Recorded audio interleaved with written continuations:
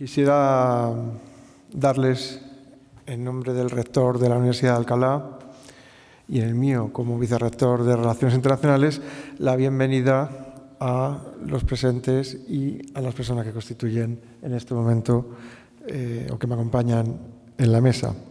Y quisiera darles la bienvenida en este Paraninfo de la Universidad de Alcalá. No sé si tenían habían tenido la posibilidad de conocerlo antes. Como saben, es la sala noble y centenaria de nuestra institución universitaria. Es para nosotros un honor, para la Universidad de Alcalá, acoger estas jornadas de teatro del siglo de oro español que celebrarán entre el 21 y el 24 de junio, además con un tema como son los 90 años de la Barraca hacia un teatro clásico en escena. La Barraca, que ustedes lo saben mejor que yo vengo del mundo anglosajón, no del ámbito hispánico, pero la Barraca constituyó el primer esfuerzo en acercar el teatro clásico al pueblo durante la época de la Segunda República. Este acercamiento de lo clásico al público general resalta la importancia de la educación para conseguir formar ciudadanos que, en definitiva, no sean manipulables desde las instituciones de poder. Y esa es al menos una de las más importantes funciones que tiene la universidad en general y, en particular, la Universidad de Alcalá, hacer que nuestros estudiantes puedan pensar por sí mismos. Yo es una de las cosas como docente que siempre defiendo. Cuando se me acercan los estudiantes, yo di clase de cultura de Estados Unidos, y cuando se me acercan los estudiantes y me dicen, ¿qué vamos a aprender? Si vais a aprender, lo podéis encontrar en los libros o lo podéis vivir visitando Estados Unidos, pero lo que yo quiero es que seáis ciudadanos y ciudadanas, sobre todo críticos, que es lo más importante.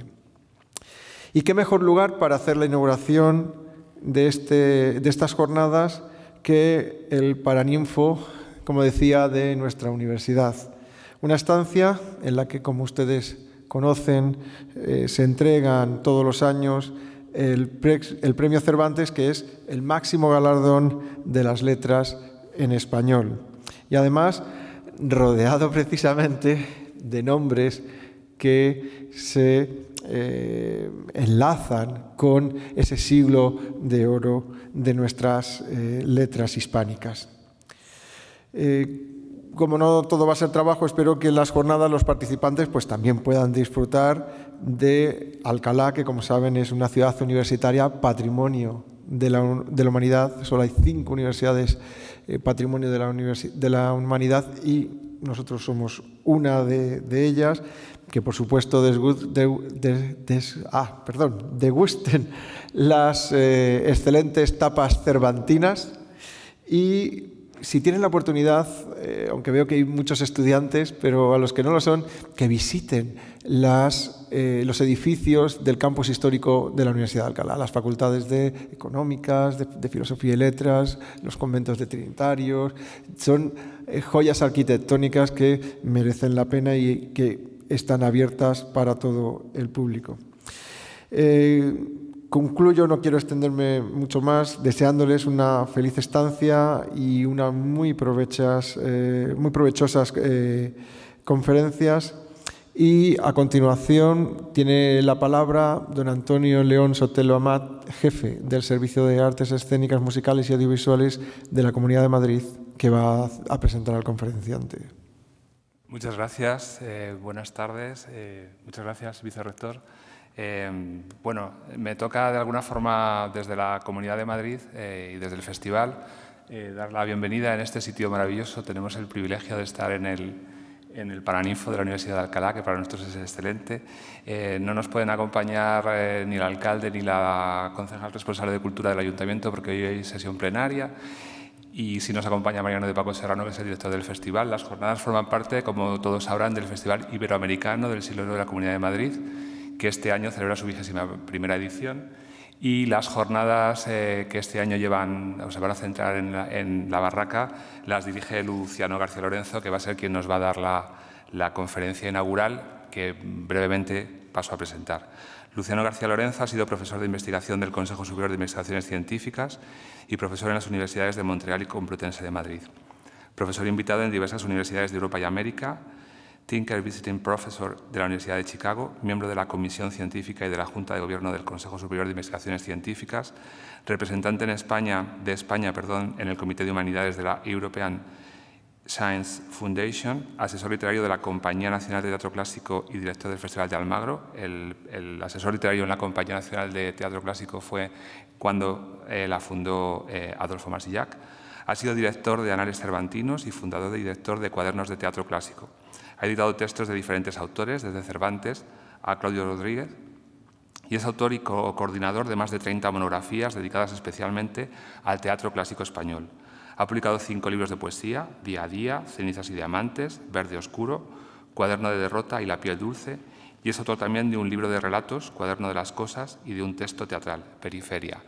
La conferencia del profesor García Lorenzo se va a ilustrar con una lectura de uno de los romances a cargo de José Manuel Seda, un actor de cine y televisión con una experiencia de más de 30 años, que ha participado en numerosos e importantes montajes escénicos. Entre otros, fue el protagonista hizo Don Gutiérrez en la reposición que el año pasado se presentó en el festival, en este mismo festival, de El médico de su honra, de Calderón de la Barca, en el montaje que hiciera en su momento Adolfo Marsillac. Yo creo que... Muchas gracias y estamos deseando escuchar. Sí, pues a continuación pues, tiene la palabra, como nos han dicho don Antonio León Sotelo, don Luciano García Lorenzo, investigador del CSIC y director de las jornadas, para dictar la conferencia Lorca y la fiesta del romance, y también se van a realizar la lectura de unos romances a cargo de don José Manuel Seda. Yo desgraciadamente tengo que marcharme, no me puedo quedar, pero estoy convencido de que ustedes van a disfrutar muchísimo tanto de la conferencia como de la lectura de los romances y, por supuesto, de todas las jornadas. Así que muchas gracias y se declaran abiertas estas jornadas.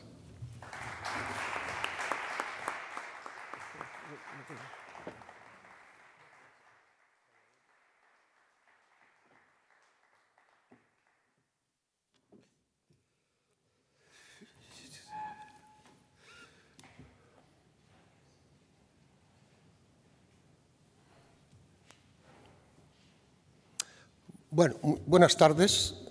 En primer lugar, muchísimas gracias a la Universidad de Alcalá por estar en este lugar. Yo la verdad es que toda la vida he soñado con venir aquí, pero con reyes incluidos, pero parece que el premio Cervantes ya me pilla lejos. En segundo lugar, quiero dar las gracias a las instituciones que organizan y patrocinan no solo estas jornadas, naturalmente, sino lo que las acoge, que es el festival, y especialmente, por supuesto, a la Comunidad de Madrid, al Ayuntamiento de Alcalá, y muy fundamentalmente, desde el punto de vista personal, al director del festival, Mariano de Paco, y muy especialmente también a Antonio León, que ha intervenido y me ha presentado. Desde aquí, muchas gracias, Antonio. Y luego, en segundo lugar, quiero, como director de las jornadas, y antes de comenzar mi charla, dar la bienvenida a los 30 estudiantes o graduados o profesores que han obtenido la beca para poder asistir a las jornadas. Para mí os puedo decir que sois el núcleo fundamental de todo lo que estamos hablando, no solo porque sin vosotros esto no tendría sentido, sino porque me parece que desde un punto de vista incluso egoísta, mirando hacia el futuro, lo que hagamos aquí solo tiene razón de ser si hay continuidad con vosotros. Y no os estoy donando la píldora. Si os hemos seleccionado es porque sois de los mejores. Y como sois de los mejores, cara al futuro, por supuesto, sois los que vais a tener, aunque lo veáis lejos, la responsabilidad que hemos tenido nosotros o que estamos teniendo en este momento. Soy yo quien os da las gracias por estar aquí y muy especialmente todos aquellos que habéis venido por vuestros profesores, desde Valladolid con el profesor Germán Vega, a las Canarias con la profesora Carmen Márquez, por citar solo dos nombres que son los primeros que me han venido a la cabeza. Y dicho esto, como tenemos el tiempo contado, voy a empezar directamente.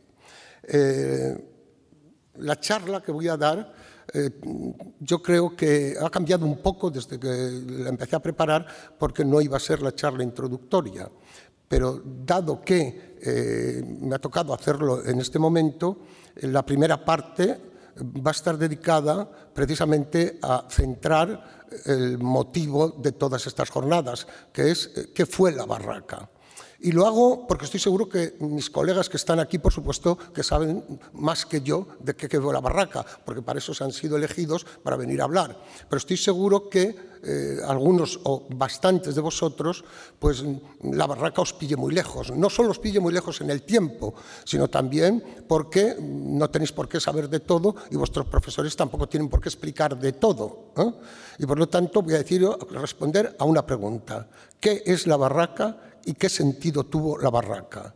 Y en segundo lugar, me voy a meter directamente en la conferencia para hablar ya del aspecto que a mí me tocaba explicar en estas jornadas, que es coger uno de esos gajos de la naranja que es la barraca y profundizar en ello, partiendo naturalmente de una bibliografía ya existente. Por desgracia, como veréis, esa bibliografía con muy poca información sobre lo que fue la actividad concreta de la barraca, es decir, las representaciones, me entendré en ello, pero yo estoy seguro que al final, por lo menos tendréis una idea hoy.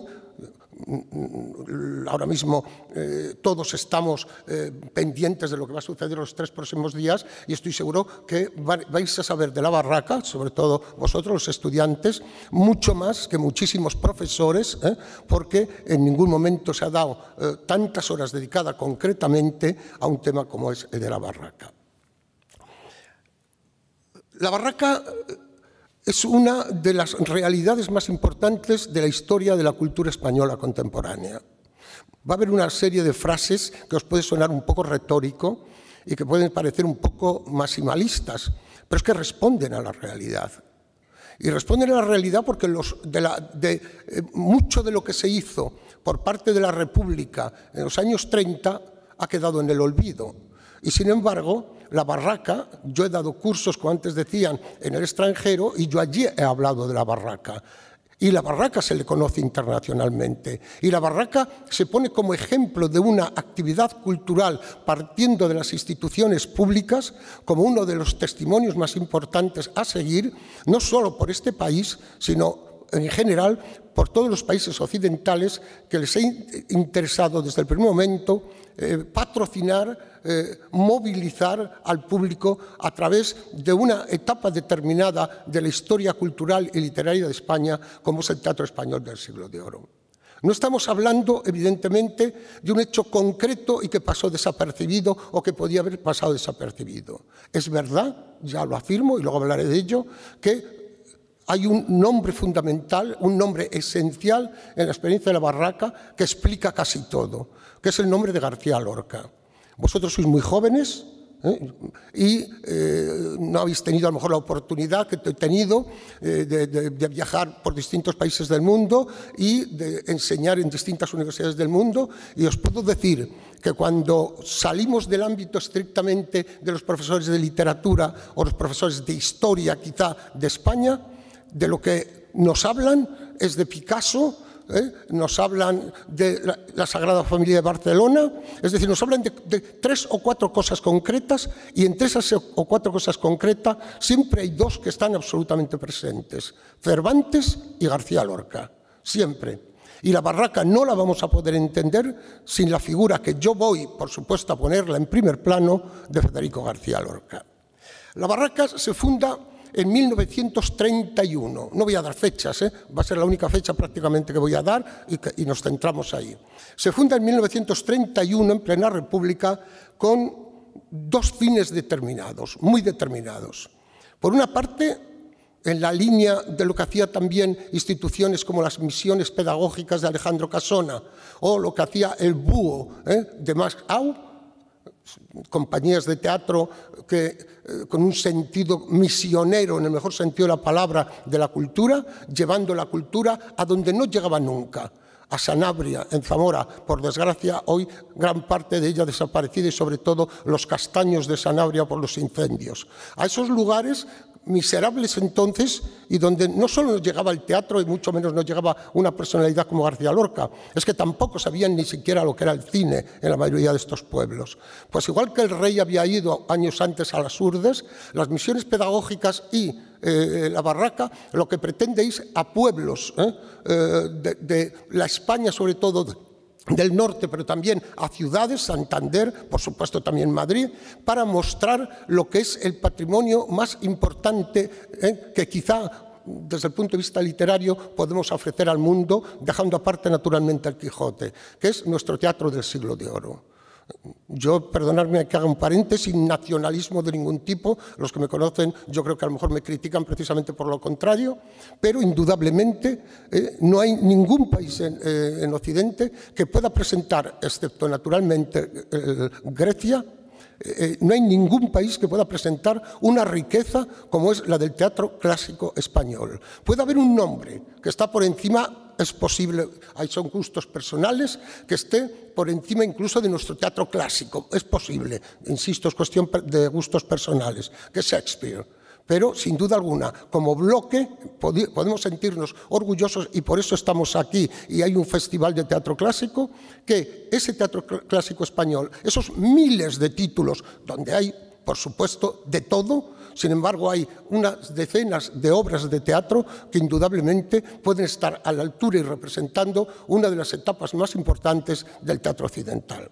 Pues bien, en 1931, dentro de esa política cultural e intelectual que la República quiere llevar a cabo, se funda la Barraca, repito, como os iba a decir, con dos fines determinados.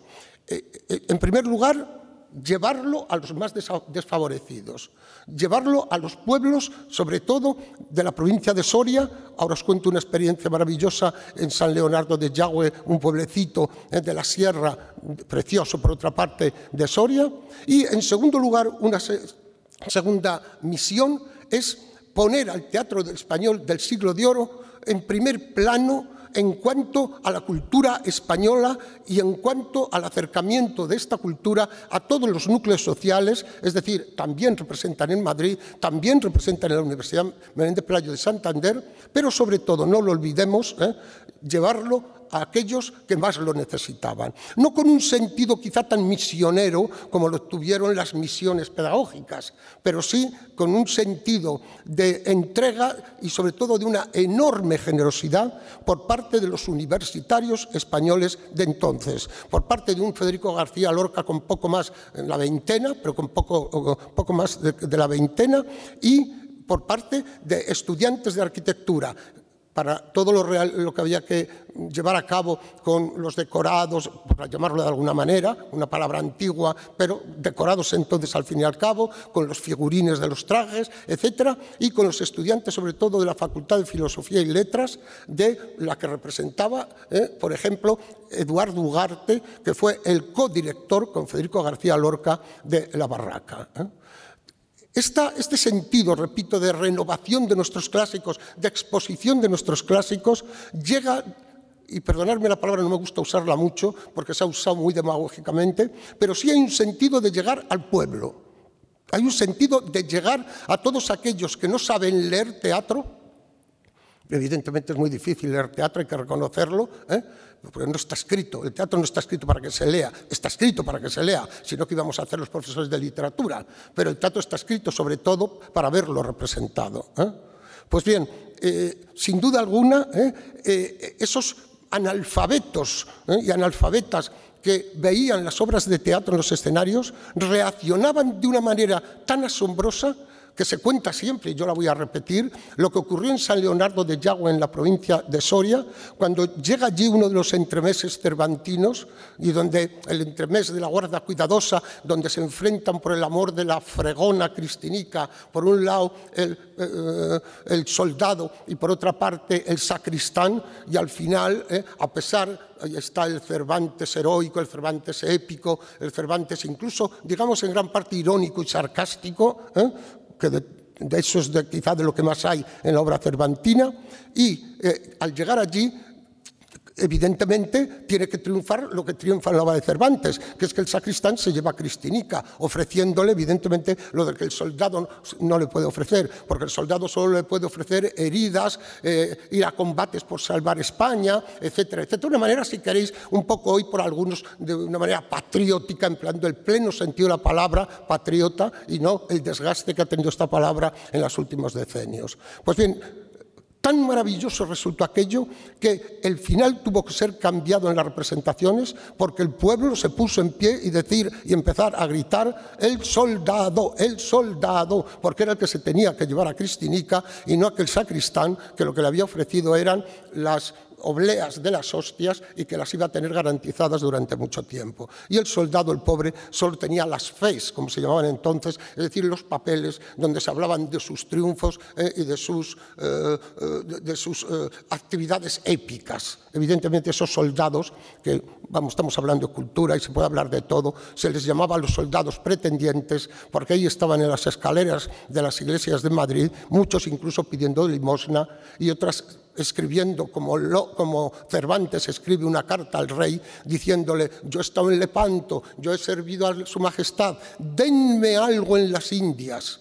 Y el rey le responde: búsquese por aquí donde se le pueda hacer algún favor. Y en el fondo el favor que Cervantes tenía no era precisamente el que él creía que había necesitado y que merecía.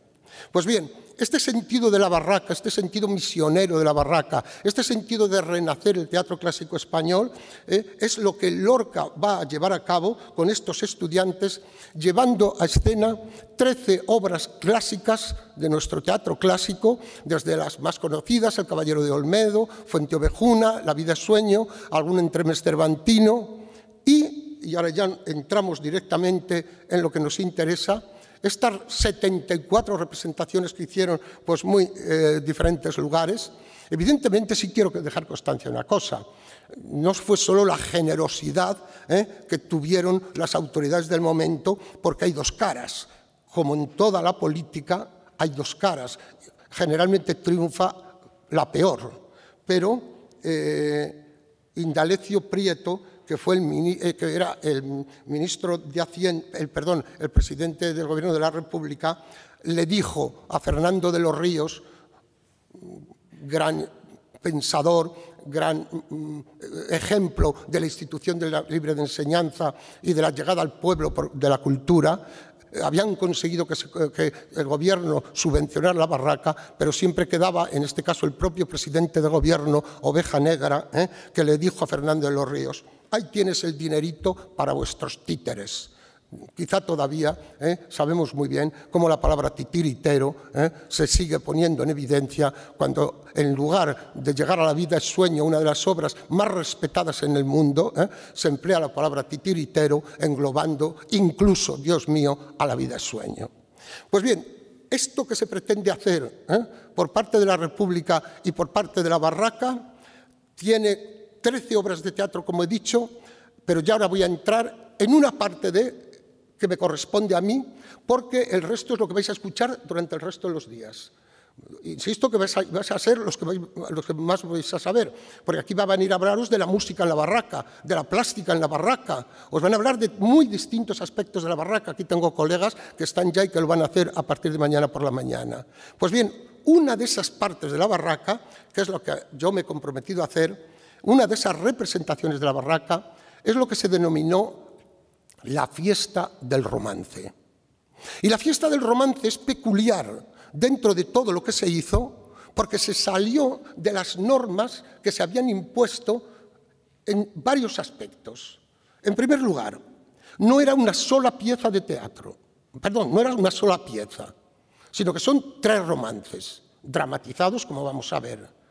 En segundo lugar, no se trataba de teatro, se trataba de poesía, permitidme que yo añada, de poesía dramática maravillosa. Y luego con el recitado de Seda os vais a dar cuenta del dramatismo implícito en lo que no me voy a detener, aunque lo tenía preparado, pero él lo va a hacer en la práctica, el dramatismo implícito que llevan consigo estos romances. Y dejadme que me desahogue un poco, y si he defendido y he puesto en evidencia lo que significa el teatro clásico español, sí puedo haceros una afirmación, y es que con los romances, con el romancero tradicional español, no solo podemos ofrecer a la historia de la cultura una riqueza considerable de poesía culta y popular, sino que la primera línea de fuego de la poesía española no se entiende en absoluto, claro, con el Marqués de Santillana, sin el Marqués de Santillana, no se entiende evidentemente con Garcilaso de la Vega, pero no se entiende en absoluto la historia de la cultura española sin el romancero tradicional. Id a ciertas ciudades, id a ciertos lugares, incluso a hacer turismo, y el turismo que vais a presenciar físicamente con edificios, físicamente con castillos, con murallas, con personajes históricos de esos lugares, con participación incluso del pueblo de esos lugares que estoy hablando, en la mayoría de las ciudades y pueblos de España, el romancero siempre está presente. Siempre absolutamente está presente. ¿Por qué? Porque se trata de la historia, por una parte, evidentemente convertida en leyenda en muchísimas ocasiones, pero también de la propia cultura del pueblo. Insisto, cuando empleo la palabra pueblo, olvidaros de la demagogia con que se emplea la palabra y se ha venido empleando. Del pueblo en su sentido más esencial de la palabra, el habitante del lugar, que no hace falta decir más, el que vive en ese lugar. Pues bien, el romancero supone una expresión de tipo culto también, pero sobre todo popular, donde está concentrada parte de la historia más importante de España, pero también las emociones y los sentimientos de ese pueblo que escuchaba los romances porque leer no sabía para leerlos, los escuchaba, o bien con el juglar que llegaba a la plaza, o bien con el único que sabía de la familia leer al lado de la chimenea. Pero esos cantares de gesta y son romances son la base indiscutible de la historia de España convertida en literatura. ¡Qué maravilla! Evidentemente, para llegar a enseñar la historia se puede hacer de muy diferentes maneras. Aquí en las aulas se hará académica y científicamente, pero también la historia se puede enseñar, sobre todo yo creo que se enseña con el testimonio y con el ejemplo, pero también se puede hacer novelizando, teatralizando, poetizando, que al fin y al cabo, a través de esos tres géneros, podemos llegar a los lectores o podemos llegar a los espectadores de la plaza o los espectadores en una casa en torno a la chimenea. Pues bien, como digo, lo primero es que se trata de tres piezas, por eso es excepcional, tres romances. El romance del Conde Alarcos, el romance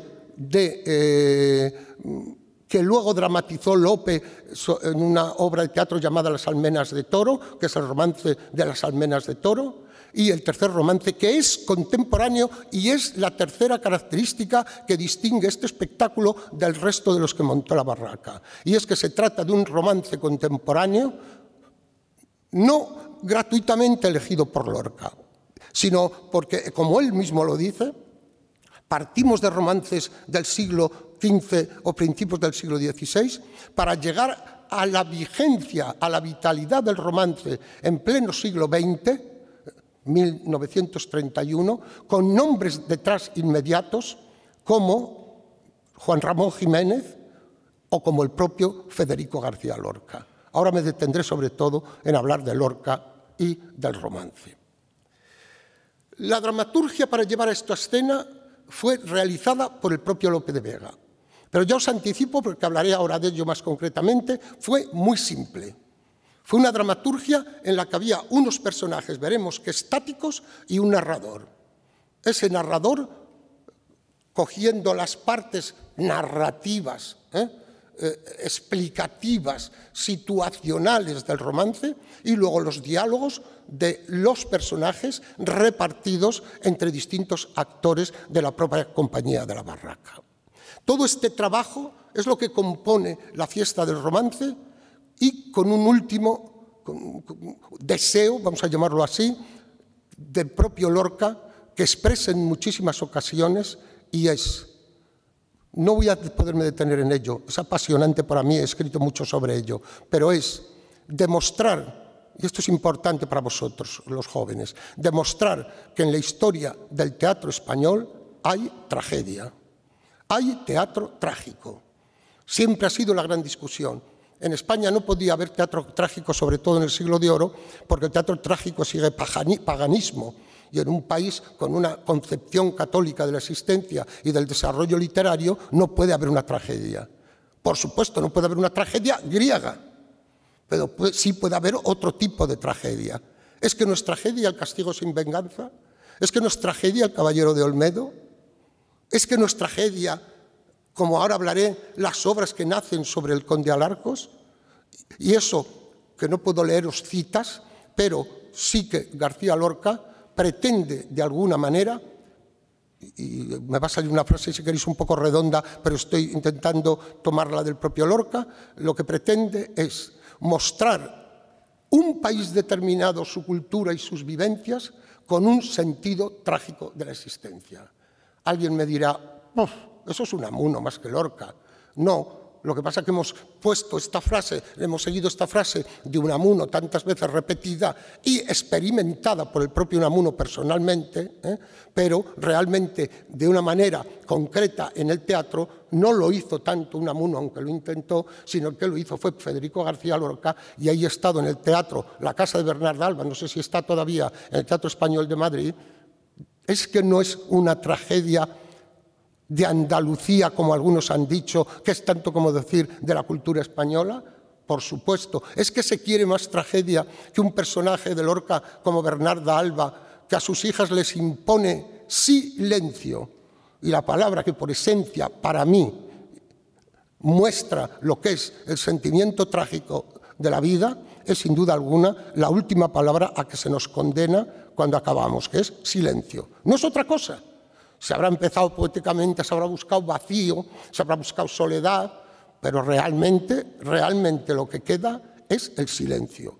Ante todo, el silencio. Y esa es la palabra que Bernarda Alba impone a sus hijas, encerrándolas de nuevo en la casa, para que no se rebelen. ¿A qué? A buscar la libertad, porque es lo que buscan, con el amor de una de ellas hacia Leonardo, hacia ese hombre que no vemos, pero que en el fondo nos da igual saber quién es, nos da exactamente igual saber quién es de Leonardo, porque Leonardo es la libertad, la felicidad y el amor, en una palabra. Bien, ¿por qué Lorca elige los romances? ¿Por qué elige los romances y concretamente estos romances? Pues por una razón fundamental, porque Lorca es el poeta del romance. Si vosotros, conmigo cuando era niño así sucedía, éramos un poco, digamos, pillos, para entrar en ese mundo que se nos tenía tan prohibido, tan coercitivo, lo que recitábamos de memoria era un romance. Era la poesía de Bécquer, romance en muchas ocasiones, y sobre todo La casada infiel de Federico García Lorca. Aquello para nosotros era ya el no va más, de exaltación, en el fondo es la exaltación también de la rebeldía, pero para nosotros era la exaltación de la pillería, de la golfería, etcétera, ¿no? Bueno, ¿por qué? Porque si subimos un peldaño y hablamos de poesía más culta, es el romance El llanto por Ignacio Sánchez Mejías, que es un romance. Y si elegimos un libro que representa el romance por excelencia en la historia del romance en España, ¿qué mejor que El romancero gitano? ¿Dónde hay más hermosos romances que en el romancero gitano? Evidentemente aprendíamos de memoria el romance a la Guardia Civil porque pues aquello era rebeldía también, pero hay romances absolutamente maravillosos de tipo más lírico que muestran cómo Lorca es el poeta del romancero del siglo XX español. En una época en que nada menos que hacía romance Juan Ramón Jiménez o hacía romance Pedro Salinas o hacía romances toda la generación primero del 98, luego del 27, volviendo al siglo de oro, volviendo a Góngora. Se ha hablado quizá por el 27 demasiado de Góngora, pero sobre todo también volviendo a esos dos personajes fundamentales de la historia de la poesía española del siglo de oro, por una parte Lope de una manera y por otra parte de otra, pero no menos importante, que es Quevedo. Siempre volviendo, evidentemente, a las raíces. Pues bien, Lorca elige los romances y no elige otro metro ni elige otro espectáculo porque él, en el fondo, lo que amaba era la poesía romanceril. Él dice, no voy a dar muchas citas, pero él dice ya en 1919, dice, ya desde 1919 elegí el romance, y con una frase que es muy poco científica, pero con un verbo que me maravilla, porque no lo utilizamos ya, y sin embargo era un verbo tremendamente expresivo, porque era lo que mejor se amoldaba a mi personalidad. Y efectivamente, desde su propia juventud, de una manera también incluso un poco, si queréis, casi infantil, escribe 3 versos que parecen muy retóricos, pero de sus primeros poemas. Dice, el gran libro se abre silencioso, el romance brotó con un perfume antiguo y religioso, porque Lorca no entiende la poesía como no entiende el teatro, no con un sentimiento religioso de la vida práctico, sino con un sentido ritual de lo religioso, sobre todo en el teatro, pero también en la poesía.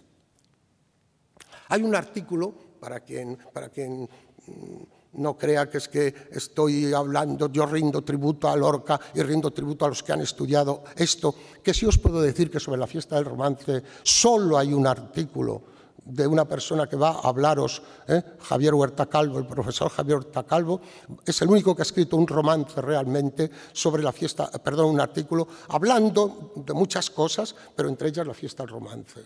Yo luego os diré por qué yo también la he elegido, juego con mucha ventaja. Pues bien, sí, para que veáis también que vengo de erudito en gran parte, hay un artículo del propio Federico García Lorca que se titula Apuntes sobre la escenificación de los romances. Resumir esto sería inútil por mi parte. Lo mejor es escuchar a Seda ahora para darnos cuenta de lo que hay dentro de estos romances, de puro teatro, de puro dramatismo y de pura tragedia. No olvidemos que el romance que se elige de Antonio Machado es el romance de Álvaro González, donde, Dios mío, la Castilla que se pinta en él no es una Castilla precisamente de los chopos, ni de las alamedas a la orilla del Duero. Es muy otra Castilla. Entre paréntesis os diré que mi poeta preferido del siglo XX, dejando aparte a Machado, por ejemplo, uno de los preferidos, lo llamo mi hermano porque era mi hermano en gran parte, aunque mayor que yo, Claudio Rodríguez. Y Claudio Rodríguez en su poesía, que en tierras de Castilla es el gran cantor de Castilla, es el gran cantor de las raíces castellanas, sí, pero es el gran cantor de los hombres lobo castellanos, hombres-lobo castellanos también.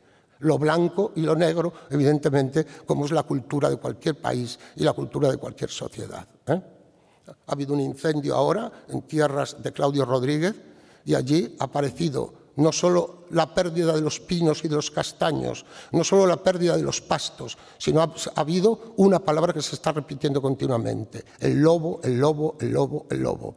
Porque seguramente los que han salido de este incendio, a lo mejor sin que a ellos les haya tocado ni un pelo, y nunca mejor dicho, son los lobos, que serán los que seguirán viviendo en esa Castilla, dando pie precisamente a ciertas actitudes también humanas. Bien, ¿cómo fue la representación de la fiesta del romance? Ay, aquí sí que me meto en un lío. Mira, os voy a leer lo único que sabemos de cómo fue esta fiesta del romance, que es lo poco que sabemos de cómo fueron todas las representaciones de Lorca. Algo sabemos en la conferencia que va a dar mañana o pasado un profesor de esta universidad, Sergio Santiago, que va a hablar de cómo acogió la crítica la iniciativa de la barraca. E indirectamente, claro, va a hablarnos de este tema también. Pero indirectamente, porque no tenemos prácticamente noticias concretas de las representaciones que se hicieron de los distintos espectáculos.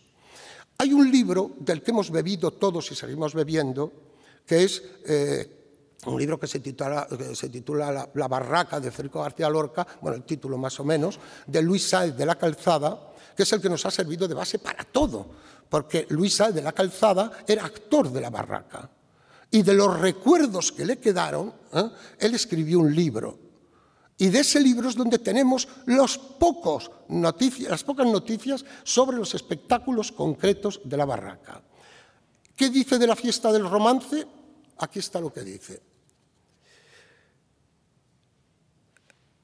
Manuel Ángeles Ortiz, quiero deciros que los nombres que cita no serán familiares para vosotros, los jóvenes. Manuel Ángeles Ortiz vivió con Picasso, pintó con Picasso y fue quizá uno de los pintores preferidos de Picasso. Manuel Ángeles Ortiz dibujó los figurines. No sabemos más prácticamente. Dibujó los figurines. En el escenario, verdes, rojos, azules y amarillos, luces proyectadas sobre la escena, constituían la única pero suficiente decoración. Ya no hay más, no sabemos más. Él añade, y podemos agregar alguna cosita más concreta, escribe: cantaban Carmen Risotto y Mario en uno de los lados. Luego hablaré de cantar, no solo de recitar. Conchita Polo y seguramente Julián Orgaz, estudiantes universitarios, en el otro lado. Túnicas griegas cubrían a los componentes del coro. Tragedia griega, vuelta a la tragedia. Túnicas blancas, sin orlas ni grecas, que recogían los colores de los focos. ¿Por qué? Porque Lorca es el color. La poesía Lorca es color.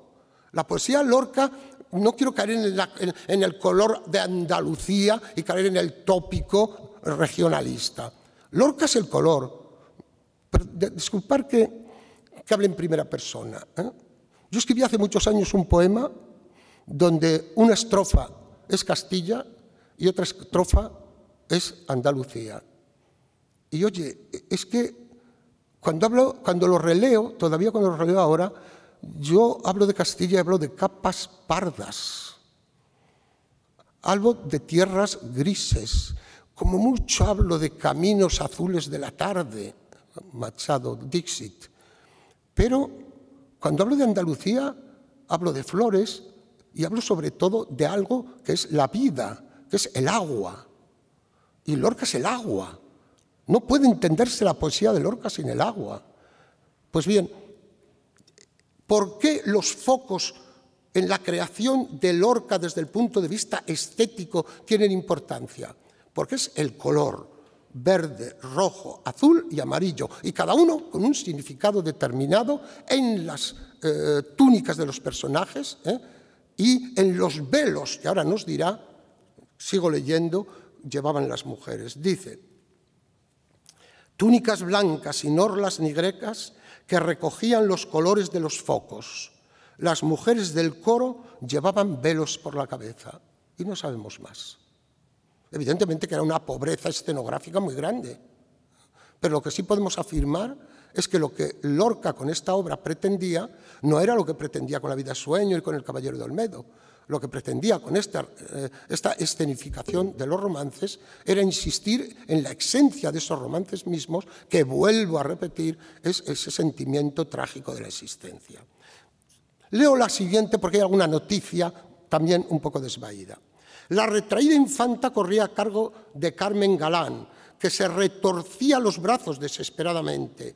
Llevaba un traje, creo, fíjense ustedes, de lamé de plata, y en la cabeza un gorro del que colgaba una muselina blanca.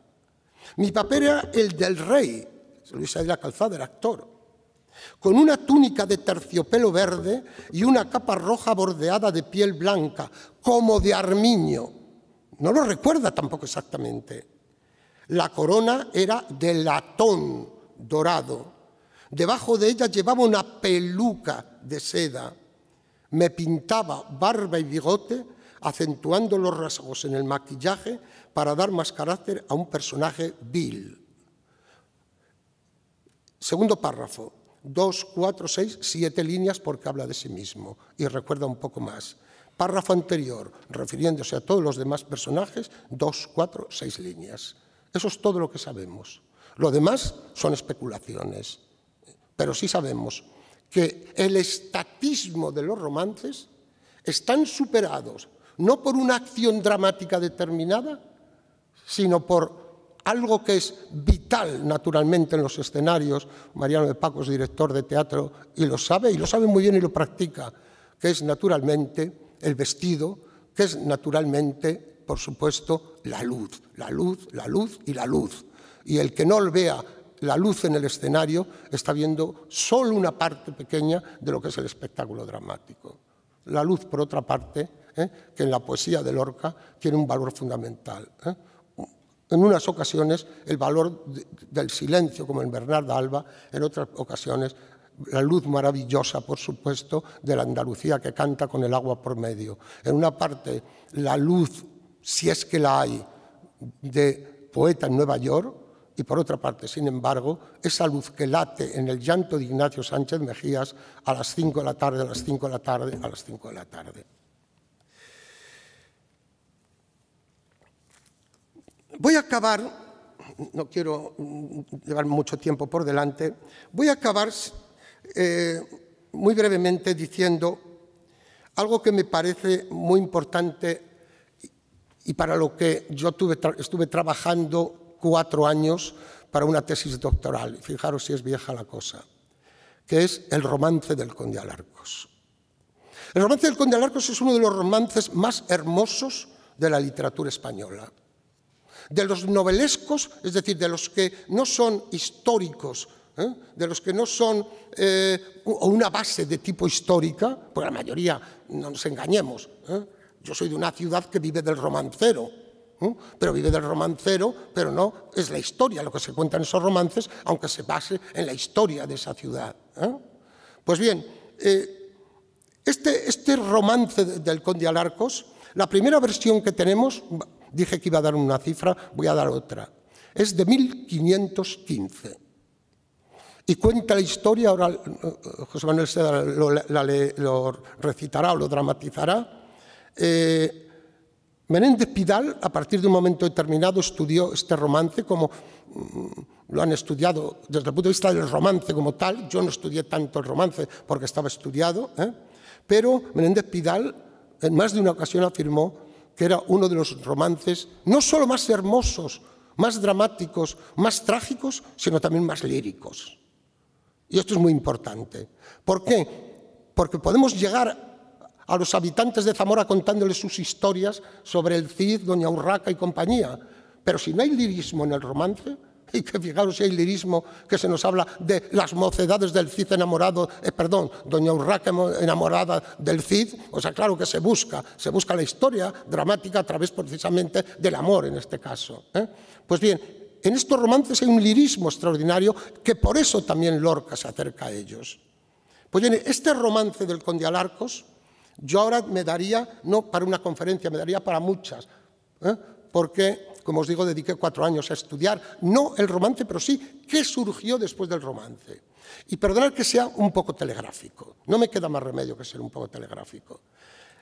Es una de las composiciones del romancero que ha tenido mayor descendencia literaria y sobre todo dramática. Es decir, que todo lo que lleva consigo de dramatismo en su esencia ese romance da pie a que Lope de Vega escriba una obra,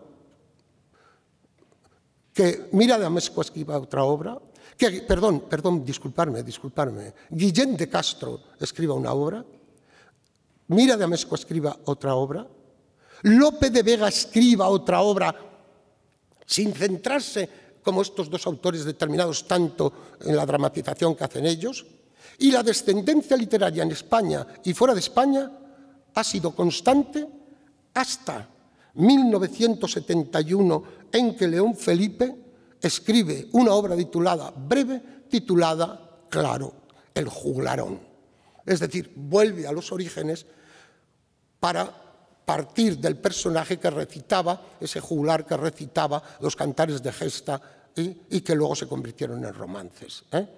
Pues bien, no solo León Felipe por llegar hasta nuestros días, sino que si os tengo que citar nombres, pues cito a Pérez de Montalbán, cito el conde Alarcos en El Lazarillo de Tormes, cito al conde Alarcos en Mariano José de Larra, cito el conde Alarcos en José Jacinto Milanés, dramaturgo cubano. Dejadme que haga un paréntesis. Yo fui un poco pillo en una ocasión, en una de esas misiones que el Ministerio de Cultura español nos reúne a 14 o 15 titiriteros, yo me incluyo, titiriteros o novelistas, etcétera, nos llevó a La Habana, y allí en La Habana yo digo, Dios mío, y yo tengo que hablar allí nada menos que en la Academia Cubana, que es una de las academias más difíciles que hay, porque están de uñas un poco, aquí vienen los españolitos o aquí vienen los argentinos a enseñarnos. Y os puedo asegurar que los academios cubanos son de un culto por tradición. No estoy ahora hablando de la revolución, es que por tradición ha sido una de las academias más cultas de toda Latinoamérica.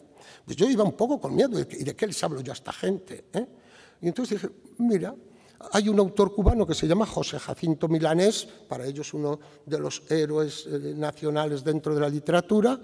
Voy a hablarles de la versión que hizo José Jacinto Milanés en el romanticismo del conde Alarcos.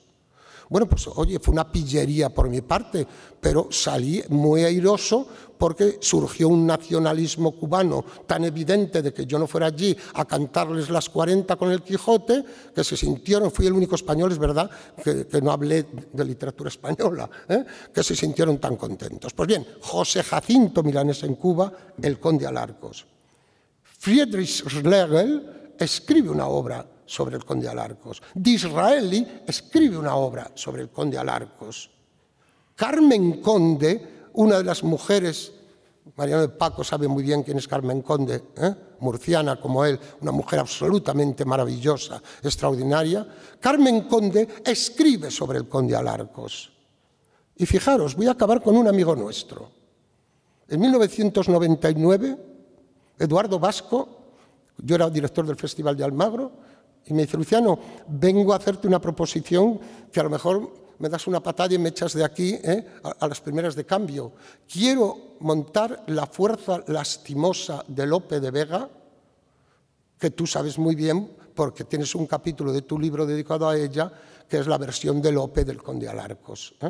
Evidentemente yo no lo contraté porque iba a hacer el conde Alarcos, sino porque Eduardo Vasco, como se ha demostrado posteriormente, ya entonces, cuando era todavía un joven director que empezaba, yo sabía muy bien que lo íbamos a tener, como lo vamos a tener en un coloquio mañana o pasado. ¿Qué quiero decir con esto? Y con esto acabo.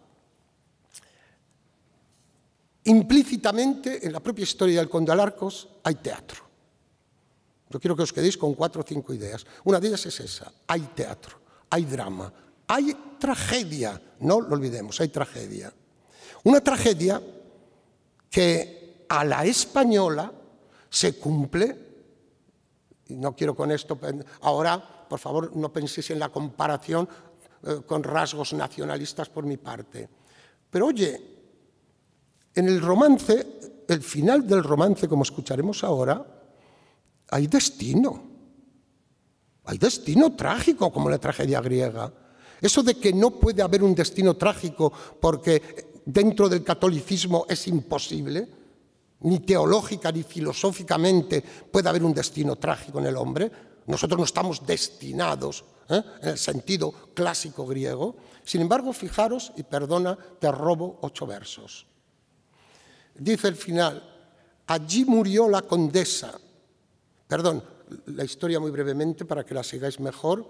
Es una infanta que le dice a su padre, al rey, el conde Alarcos me prometió que iba a ser mi esposo, no lo ha cumplido. El rey le dice, el conde Alarcos está casado, tiene 2 hijos, y ella le dice, no cumplió su palabra, el conde Alarcos lo que tiene que hacer es ser castigado por ello, y por lo tanto matar a quien me impide que sea yo su esposa.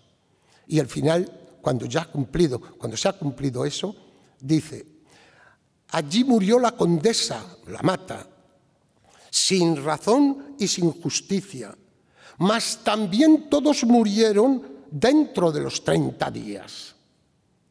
Los 12 días pasados, la infanta ya se moría, el rey a los 25, el conde al 30º día. Allí fueron a dar cuenta, y aquí se rompe la tragedia griega, a la justicia divina. Aquí ya no hay tragedia griega, pero solo en el último verso, nada más que en el último verso. Y este último verso, dejarme que acabe diciendo que esta ha sido la gran tragedia muchas veces en España, no solo de los que nos hemos dedicado a la literatura, sino a la cultura, a la filosofía y a mucho en general, que en tantísimas ocasiones hemos tenido por obligación que poner un último verso, o porque nos lo han impuesto y nos lo han escrito, o porque la verdad es que teníamos que ceder y no nos quedaba más remedio. Pero vosotros no lo hagáis, coño. Hagamos tragedia griega a la española. Nada más, muchas gracias.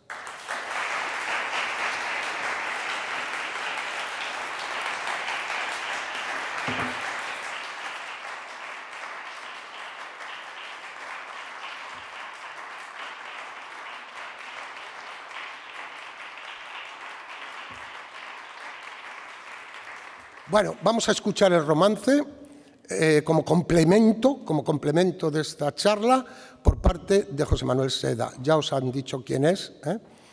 Sí os quiero añadir que es sevillano, pero ahí lo tenéis, se le nota,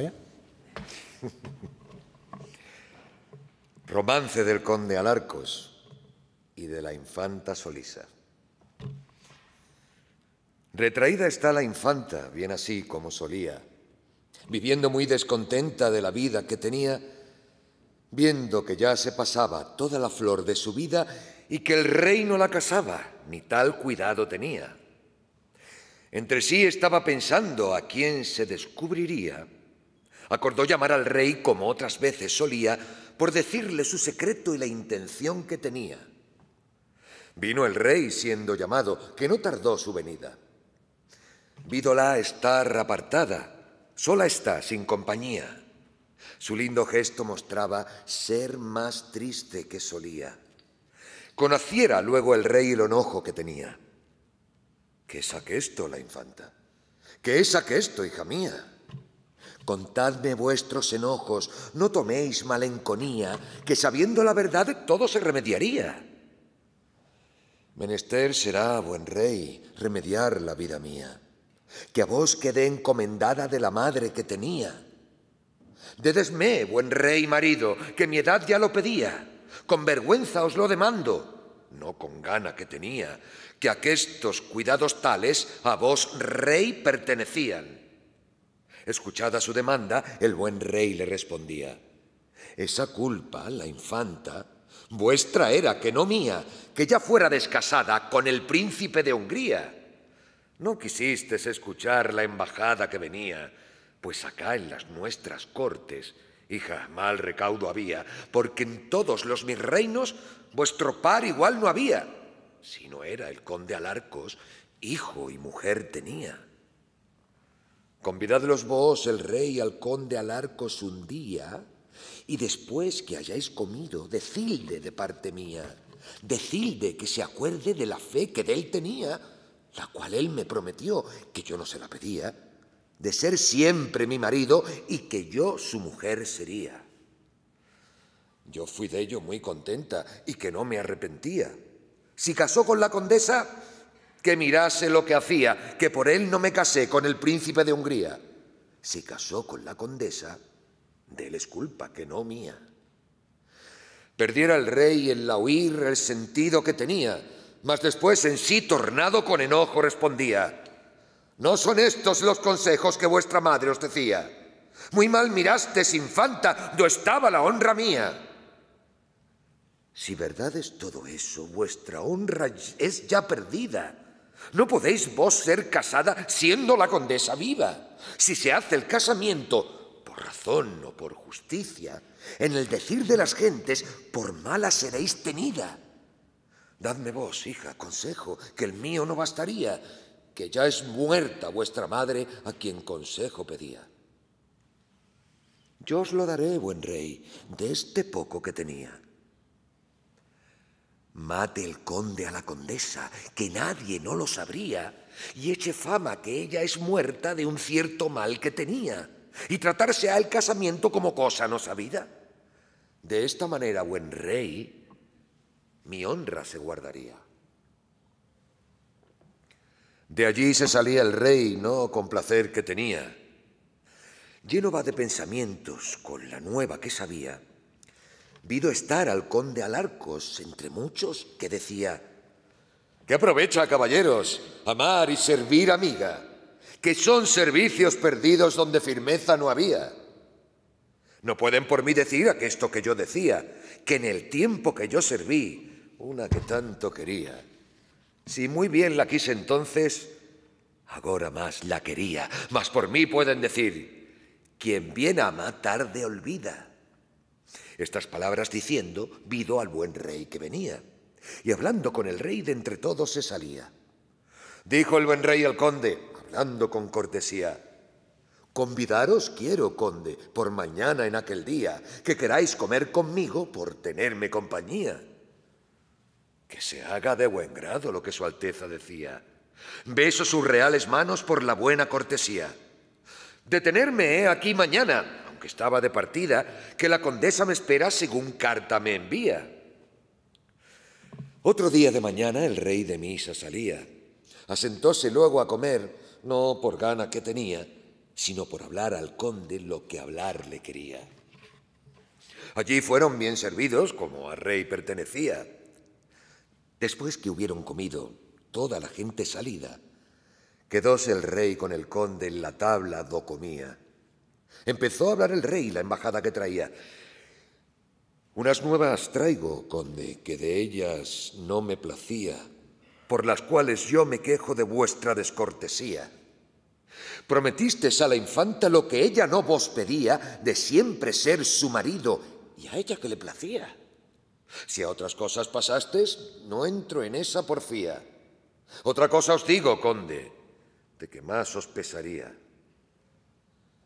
que matéis a la condesa, que así cumple a la honra mía. Echéis fama que ella es muerta de cierto mal que tenía, y tratarse ha el casamiento como cosa no sabida, porque no sea deshonrada, hija que tanto querida. Oída estas razones, el buen conde respondía: no puedo negar, el rey, lo que la infanta decía, sino que otorgo ser verdad todo cuanto me pedía. Por miedo de vos, el rey, no casé con quien debía, no pensé que vuestra alteza en ello consentiría. De casar con la infanta, yo, señor, bien casaría. Mas matar a la condesa, señor rey, no lo haría, porque no debe morir la que mal no merecía. De morir tiene el buen conde por salvar la honra mía, pues no miraste primero lo que mirarse debía. Si no muere la condesa, a vos costará la vida. Por la honra de los reyes, muchos sin culpa morían.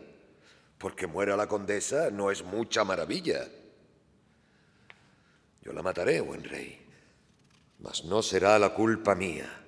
Vos os avendréis con Dios en el fin de vuestra vida, Y prometo, vuestra Alteza, a fe de caballería, que me tengan por traidor si lo dicho no cumplía de matar a la condesa, aunque mal no merecía. Buen rey, si me dais licencia, yo luego me partiría. Vayáis con Dios, el buen conde, ordenad vuestra partida. Llorando se parte el conde, llorando sin alegría, llorando por la condesa, que más que así la quería. Lloraba también el conde por 3 hijos que tenía. El uno era de teta, que la condesa lo cría, que no quería mamar de 3 amas que tenía si no era de su madre porque bien la conocía. Los otros eran pequeños, poco sentido tenían. Antes que llegase el conde, estas razones decía: ¿quién podrá mirar, condesa, vuestra cara de alegría, que saldréis a recibirme a la fin de vuestra vida? Yo soy el triste culpado, esta culpa toda es mía. En diciendo estas palabras, la condesa ya salía, que un paje le había dicho como el conde ya venía. Vido la condesa al conde la tristeza que traía. Vióle los ojos llorosos, que hinchados los tenía de llorar por el camino, mirando el bien que perdía. Dijo la condesa al conde: bien vengáis, bien de mi vida. ¿Qué habéis, el conde Alarcos? ¿Por qué lloráis, vida mía, que venís tan demudado que cierto no os conocía? No parece vuestra cara ni el gesto que ser solía. Dadme parte del enojo como dais de la alegría. Decídmelo luego, conde, no matéis la vida mía. Yo vos lo diré, condesa, cuando la hora sería. Si no me lo decís, conde, cierto yo reventaría. No me fatiguéis, señora, que no es la hora venida. Cenemos luego, condesa, de aquello que en casa había. Aparejado está, conde, como otras veces solía. Sentóse el conde a la mesa. No cenaba, ni podía, con sus hijos al costado, que muy mucho los quería. Echóse sobre los hombros, hizo como que dormía. De lágrimas de sus ojos toda la mesa cubría. Mirándolo la condesa, que la causa no sabía, no le preguntaba nada, que no osaba ni podía. Levantóse luego el conde, dijo que dormir quería, dijo también la condesa que ella también dormiría, mas entre ellos no había sueños y la verdad se decía. Manse el conde y la condesa a dormir donde solían, dejan los niños de fuera, que el conde no los quería. Lleváronse el más chiquito, el que la condesa cría. El conde cierra la puerta, lo que hacer no solía. Empezó a hablar el conde con dolor y con mancilla. Oh, desdichada condesa, gran fue la tu desdicha. No soy desdichada, conde. Por dichosa me tenía solo en ser vuestra mujer. Esta fue gran dicha mía. Si bien lo sabéis, condesa, esa fue vuestra desdicha. Sabed que en tiempo pasado yo amé a quien bien servía, la cual era la infanta por desdicha vuestra y mía. Prometí casar con ella, y a ella que le placía, demándame por marido por la fe que me tenía. Puédelo muy bien hacer de razón y por justicia, díjomelo el rey su padre, porque de ella lo sabía. Otra cosa manda el rey, que toca en el alma mía. Manda que muráis, condesa, a la fin de vuestra vida, que no puede tener honra, siendo vos, condesa, viva. Desde que esto oyó la condesa cayó en tierra amortecida, mas después en sí tornada estas palabras decía: pagos son de mis servicios, conde, con que yo servía.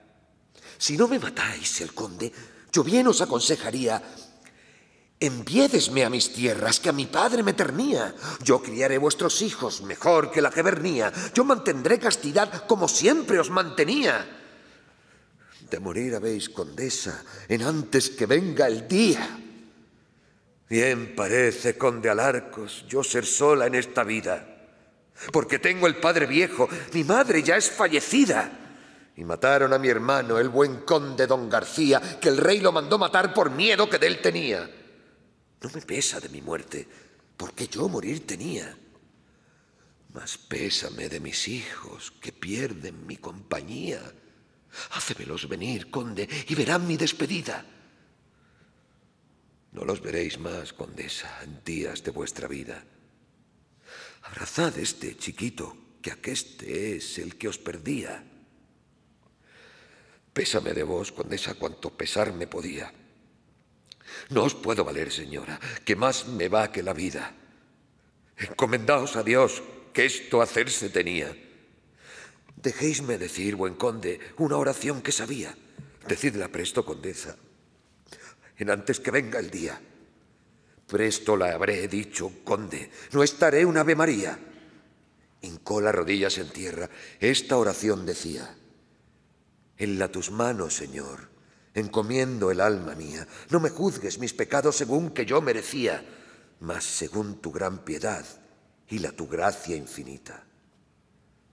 Acabada es ya, buen conde, la oración que yo sabía.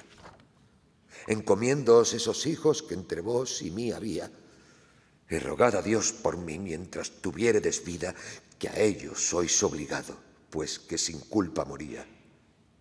Dédesme acá ese chiquito, mamará por despedida. No les despertéis, condesa, dejadlo estar, que dormía, sino que os demando perdón, porque ya viene el día. A vos yo vos perdono, conde, por el amor que vos tenía. Mas yo no perdono al rey, ni a la infanta su hija, sino que queden citados delante la alta justicia, que allá vayan a juicio dentro de los 30 días. Estas palabras diciendo, el conde se apercebía. Echóle por la garganta una toca que tenía. Apretó con las 2 manos con la fuerza que podía. No le aflojó la garganta mientras que vida tenía. Cuando ya la vido el conde traspasada y fallecida, desnudóle los vestidos y las ropas que tenía. Echóla encima a la cama, cubrióla como solía, desnudóse a su costado, obra de un Ave María. Levantóse dando voces a la gente que tenía. ¡Socorred, mis escuderos, que la condesa se fina! Hallan la condesa muerta los que a socorrer venían. Así murió la condesa, sin razón y sin justicia. Mas también todos murieron dentro de los 30 días. Los 12 días pasados, la infanta ya se moría. El rey a los 25, el conde al 30º día. Allá fueron a dar cuenta a la justicia divina. Acá nos dé Dios su gracia, y allá la gloria cumplida.